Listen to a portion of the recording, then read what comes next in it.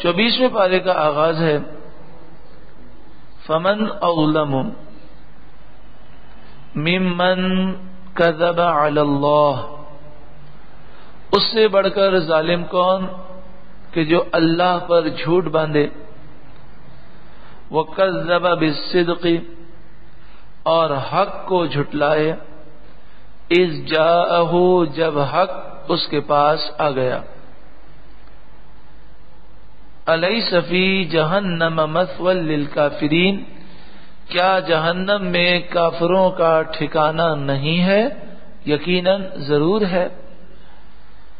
والذی جاء بالصدق،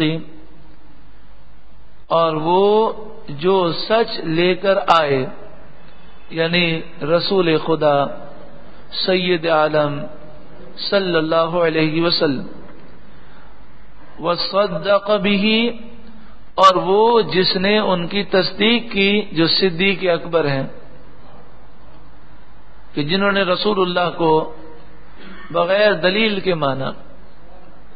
کہا جاتا ہے کہ ہر ایک نے معجزہ دیکھ کر تسلیم کیا، صدیق اکبر نے بلا دلیل رسول اللہ کو نبی تصور کیا۔ اور یہ بھی کہا گیا کہ جب شب معراج کا یہ واقعہ ہوا تو معراج کے واقعے کی جو تصدیق صدیق اکبر نے جس انداز میں فرمائی، جب جب سنے الحمدللہ دل جو ہے باغ باغ ہوتا ہے کہ ابو جہل سن کر بھاگا بھاگا آتا ہے اور بڑے فخر سے کہتا ہے کہ آج میں حضور کے جو یار ہیں، جو ان کے ساتھی ہیں، میں انہیں آج گمراہ کر دوں گا۔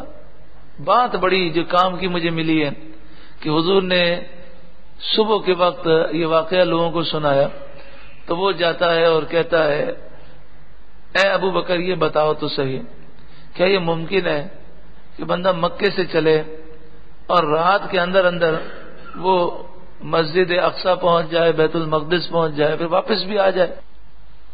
تو آپ نے فرمایا یہ کیسے ہو سکتا ہے؟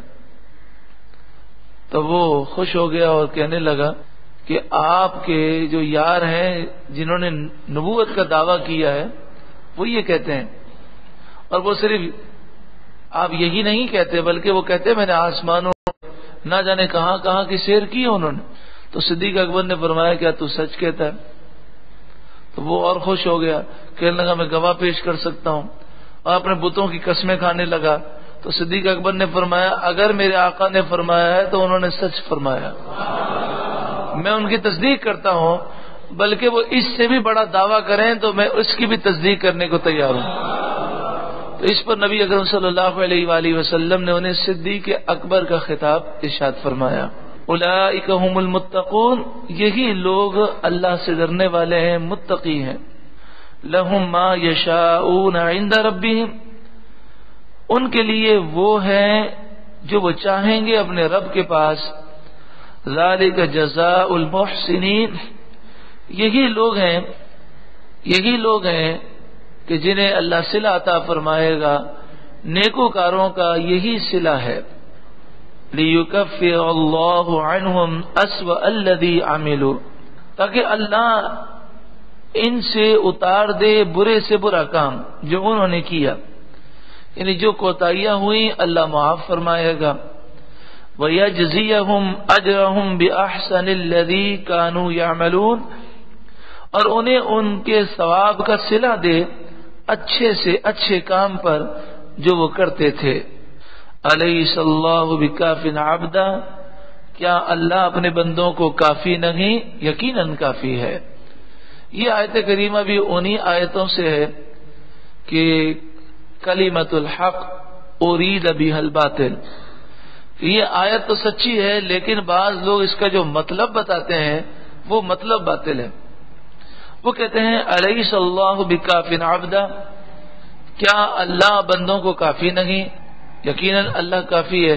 تو پھر وہ اس آیت کو پڑھنے کے بعد جو تاثر قائم کرنے کی کوشش کرتے ہیں وہ کہتے ہیں جب اللہ کافی ہے تو نہ ہمیں انبیاء کی ضرورت ہے نہ اولیاء کی ضرورت ہے، لا حول ولا قوت الا باللہ، نعوذ باللہ من ذلک۔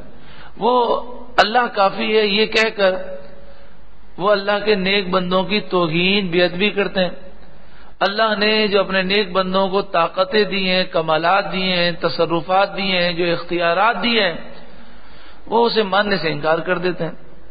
تو اللہ کافی ہے اس کا یہ معنی نہیں ہے۔ اللہ کافی ہے اس کے معنی کیا ہے؟ اس کے معنی یہ ہے کہ بندہ اللہ اور اس کے رسول کی فرمانبرداری کرے، اور جس طرح اللہ والوں نے زندگی گزاری اس طرح زندگی گزارے، اور لوگوں کی پرواہ نہ کرے، جھوٹ سے بچے، حرام کاموں سے بچے، اور جب لوگ یہ کہیں کہ بھئی اس طرح زندگی کیسے گزرے گی، تو وہ کہے اللہ مجھے کافی ہے، میں اللہ اور اس کے رسول کی فرمانبرداری کروں گا، اللہ میری مدد کرے گا۔ یہ معنی ہے اس جملے کو، اس آیت کو پیش کر کے اللہ کے نیک بندوں کی توہین کرنا یا ان کی تعظیم سے لوگوں کو دور کرنا، یہ انداز بالکل غلط ہے اور یہ حرام ہے، اور یہ وہی ہے کلمۃ الحق ارید بہا الباطل، کہ قرآن کی آیت تو سچی ہے لیکن جو اس سے مراد وہ بتاتے ہیں وہ غلط بتاتے ہیں۔ آگے ارشاد فرمایا وَيُخَوِّفُونَكَ، اللہ تبارک و تعالی تمہیں ڈراتا ہے، اللہ رب العالمین سے تم ڈرو، اور یہ لوگ جو تمہیں ڈراتے ہیں ان سے نہ ڈرو۔ وَيُخَوِّفُونَكَ، وہ تمہیں ڈراتے ہیں، بِالَّذِينَ مِن دُونِهِ، ان بتوں سے، ان جھوٹے معبودوں سے جنہیں وہ اللہ کے سوا پوجتے ہیں، اسی طرح اپنے یاروں سے، اپنے مددگاروں سے، اپنے سرداروں سے ڈراتے ہیں، تو ہرگز ان سے نہ ڈرو۔ وَمَن يُضْلِلِ اللَّهُ فَمَا لَهُ مِنْ هَادٍ، اور جسے اللہ گمراہ کر دے اسے کوئی ہدایت دینے والا نہیں۔ وَمَن يَهْدِ اللَّهُ، اور جسے اللہ ہدایت دے، فَمَا لَهُ مِن مُضِلٍّ، تو اسے کوئی بہکانے والا نہیں ہو سکتا۔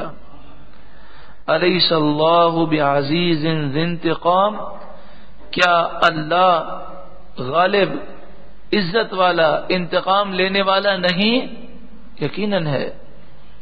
وَلَئِن سَأَلْتَهُم مَّنْ خَلَقَ السَّمَاوَاتِ وَالْأَرْضَ، اور اگر آپ ان سے پوچھیں کہ آسمان و زمین کو کس نے بنایا، لَيَقُولُنَّ اللَّهُ، ضرور بضرور کہیں گے اللہ نے پیدا کیا۔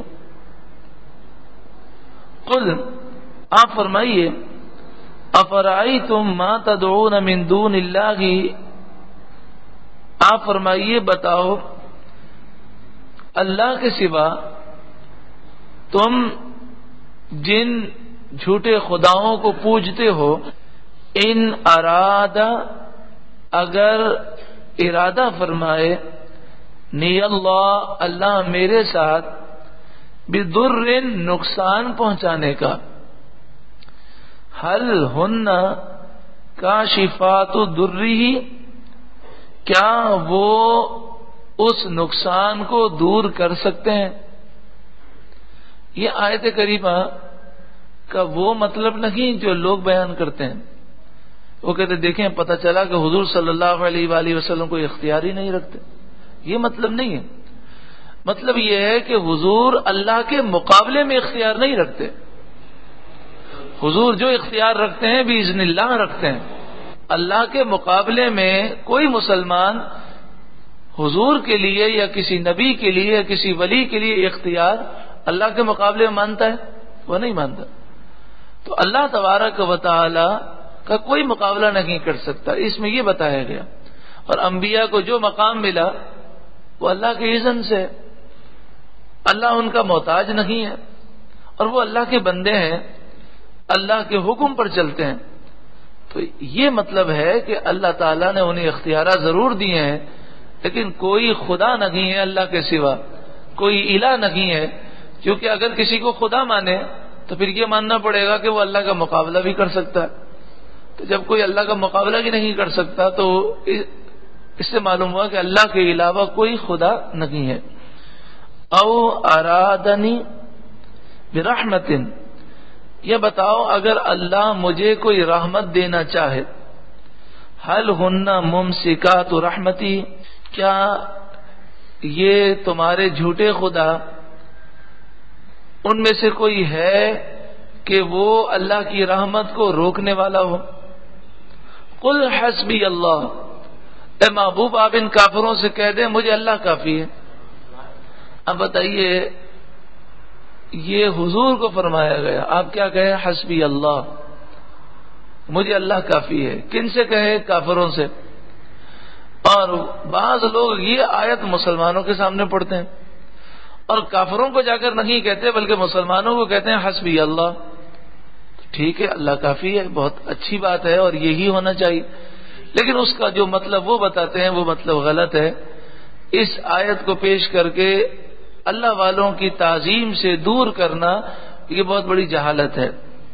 علیہ، اسی پر یتوکل المتوکلون، بھروسہ کرنے والے بھروسہ کرتے ہیں۔ اب لوگ کہتے ہیں جناب جب آپ کو اللہ پر بھروسہ ہے تو پھر انبیاء اور اولیاء کے در پر کیوں جاتے ہیں، ان کی تعظیم کیوں کرتے ہیں، ان سے لوگ کیوں لگاتے ہیں؟ تو اللہ پر بھروسہ کرنے کا یہ معنی نہیں کہ انسان وسیلہ اختیار نہ کرے۔ ہمارا بھروسہ ہے کہ اللہ ہی روزی دے گا، لیکن وسائل اختیار کرتے ہیں کہ نہیں؟ تو رحمت دینے والا تو اللہ ہے، اللہ کے نیک بندے اس کی رحمت پہنچانے کا ذریعہ اور وسیلہ ہے۔ قل، اے محبوب آپ فرمائیے، یا قوم اعملوا علی مکانتکم، اے میری قوم تم اپنی جگہ کام کرتے رہو، انی عامل، بے شک میں بھی کام کرنے والا ہوں۔ اس کا یہ مطلب نہیں کہ آپ نے اجازت دے دی، بلکہ یہ ناراضگی کا جملہ ہے۔ جیسے استاد کبھی ناراض ہو کر کہتا ہے بچے سے کرو تمہیں جو کرنا ہے کرو، اس کا مطلب یہ ہوتا ہے کہ تمہیں سخت سزا دی جائے گی۔ فسوف تعلمون، ان قریب تم اپنا انجام جان جاؤ گے۔ من یأتیہ عذاب یخزیہ، کس پر آتا ہے وہ عذاب کہ وہ اسے رسوا کرے گا، یعنی تم جان لو گے کہ یہ عذاب کس پر آتا ہے۔ وَيَحِلُّ عَلَيْهِ عَذَابٌ مُقِيمٌ، اور یہ عذاب کس پر اترتا ہے، جو عذاب ہمیشہ رہنے والا ہے، یہ تم جان لو گے کہ یہ عذاب کس پر آتا ہے۔ اِنَّا أَنزَلْنَا عَلَيْكَ الْكِتَابَ لِلنَّاسِ بِالْحَقِّ، بے شک ہم نے تم پر یہ کتاب لوگوں کی ہدایت کو حق کے ساتھ اتاری، یعنی یہ کتاب اس لیے آئی تاکہ لوگوں کو ہدایت ملے۔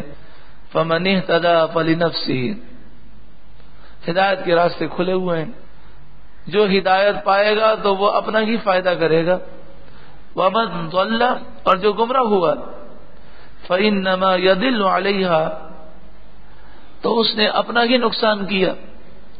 وَمَا أَنْتَ عَلَيْهِمْ بِوَكِيلٍ، اور آپ ان کے ذمہ دار نہیں ہیں۔